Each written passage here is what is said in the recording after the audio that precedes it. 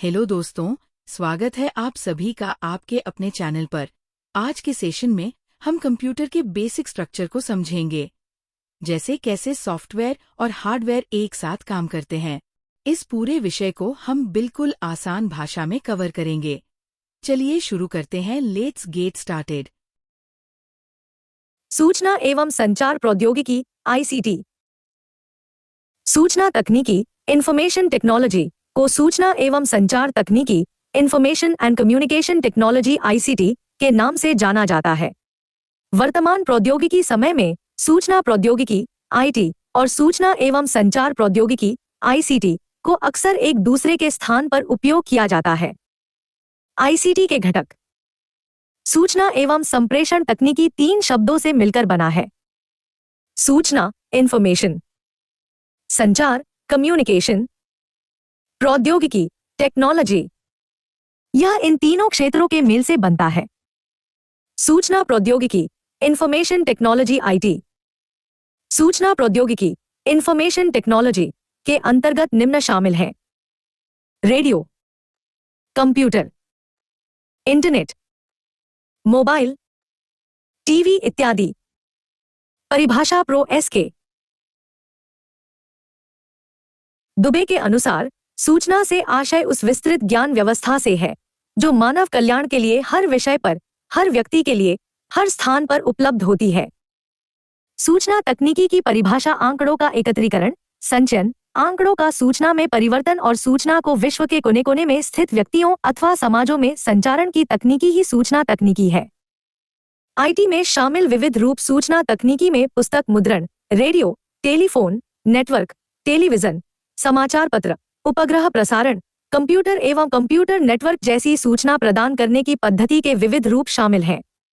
इसके अंतर्गत video disc, video text, radio, telephone, television, cellular एवं सैटेलाइट फोन या उपग्रह प्रसारण, संगणक आदि को भी लिया जा सकता है। सूचना प्रौद्योगिकी के घटक। सूचना प्रौद्योगिकी के प्रमुख घटक निम्न हैं: hardware, software, user, people, network, data, communication.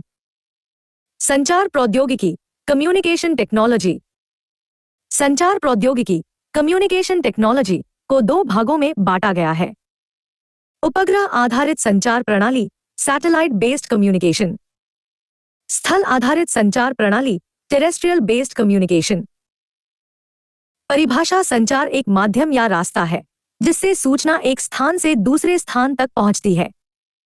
संप्रेषण की विधियां रेडियो, टेलीविजन, मूवी, मोबाइल एवं टेलीफोन प्रणालियां वर्तमान समय में संप्रेषण की विविध विधियां हैं। प्रारंभ में संप्रेषण मुख्य रूप से मौखिक अथवा लिखित होता था। आधुनिक युग में सूचना और तकनीकी के विकास से संचार प्रक्रिया का स्वरूप विस्तारित और अप्रत्यक्ष हो गया है। दूरसंचार वस्तुतः संचार का विस्तृत रूप दूरसंचार है।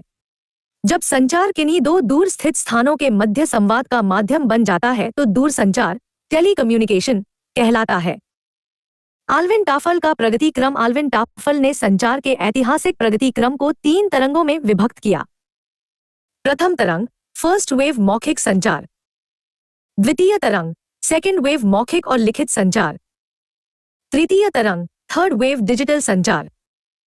सूचना एवं संप्रेषण तकनीकी आईसीटी।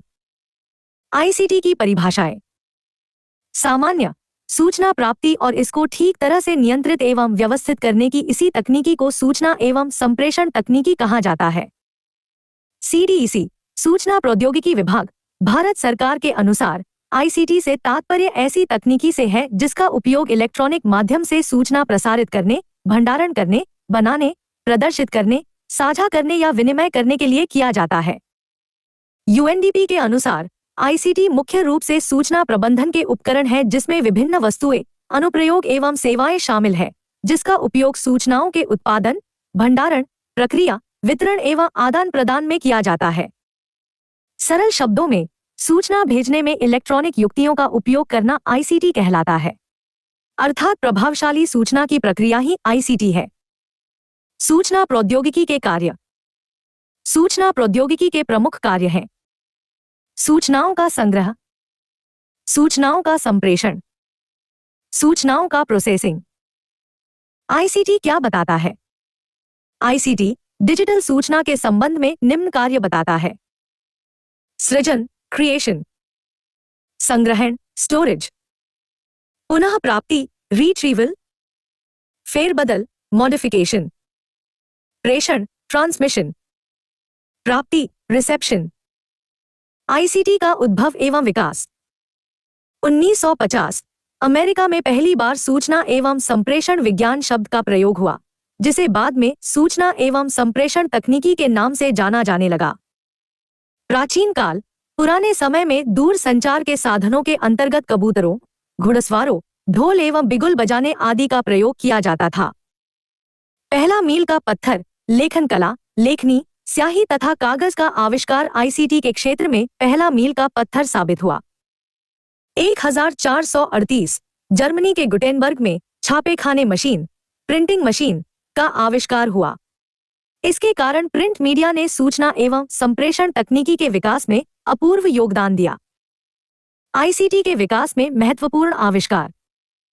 वर्ष, आविष्कार, आविष्कारक, स्थान 1837, telegraph, SPB Morse, America 1843, fax, Alexander Bell, Scotland 1876, telephone, Alexander Graham Bell, Scotland 1895, radio, G Marconi, Italy 1925, television, J L Baird, Scotland 1957, प्रथम कृत्रिम उपग्रह, सोवियत संघ, एक्सपोर्ट टू शीट्स। शिक्षा में आईसीटी का उपयोग एवं विशेषताएं। उपयोग: ऑनलाइन सीखना, वेब आधारित सीखना, उपग्रह एडुसेट के माध्यम से सीखना, रेडियो, टीवी के माध्यम से सीखना। विशेषताएं: यह विद्यार्थियों में अभिप्रेरणा एवं उनकी निष्पत्ति बढ़ाती है तथा उनमें उच्च स्तरीय चिंतन को प्रोत्साहित करती है। इसकी सहायता से बड़ी संख्या में शिक्षार्थी को शिक्षा से जोड़ना संभव हो पाता है। शिक्षण में आईसीटी का उपयोग शिक्षक के शारीरिक श्रम को कम करता है। आईसीटी आधुनिक शिक्षण का भाग है। यह शिक्षण को प्रभावी बनाता है। आईसीटी में अध्यापक की भूमिका सहजकर्ता के रूप में होती है। सूचना तकनीकी का शिक्षा में सबसे पहले उपयोग ब्रिटेन में किया गया। शिक्षा में आईसीटी की आवश्यकता।